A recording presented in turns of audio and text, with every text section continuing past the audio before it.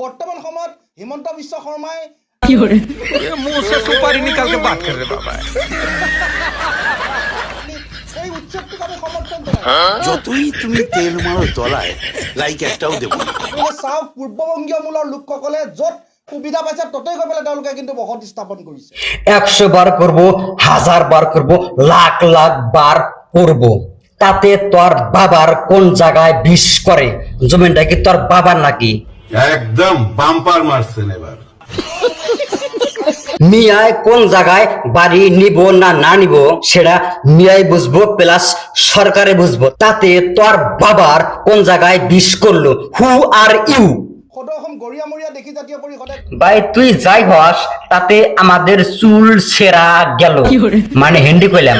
ও আচ্ছা, মেন কথা হলো খাস করে মিয়া মুসলিম নিয়া যদি তোরা বাগাবাগি করস তাহলে কিন্তু ভাই এমন ভাবে রোষ করব কি হরে একদম কন্ট্রোল। তো ব্যাস মেন কথা হলো খাস করে আর কি যারা আমাদের মিয়া মুসলিম এরা কিন্তু দেখবেন মানে শর্ট সাইডে কিন্তু বেশি তারা বসবাস করে।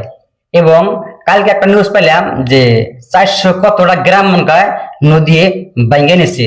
তো সাধারণভাবে কিন্তু নদী ভাঙ্গে নেওয়ার পরে কিন্তু মানুষগুলা পাহাড়িয়া অঞ্চলে আইসে, আসার পরে যাদের টাকা থাকে তারা কিন্তু মানে পাট্টার মাটি কিনা বাড়ি নেয়, বা যাদের টাকা থাকে না যারা আসলেই গরিব মানুষ তারা কিন্তু সরকারি মাটি যে কোনো প্রকারে যায়, কিনে নেক বা দখল করুক যে কোনো প্রকারে যায়।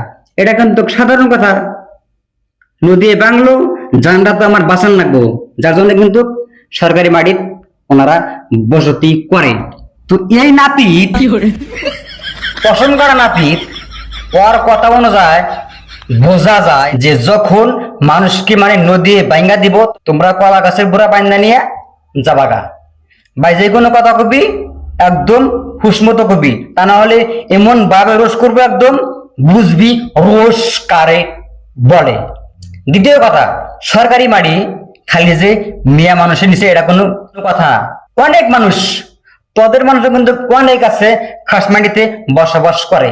তো যখন সরকারের প্রয়োজন হবো তখন তো দিবই, তখন কিন্তু দেওয়াই লাগবে।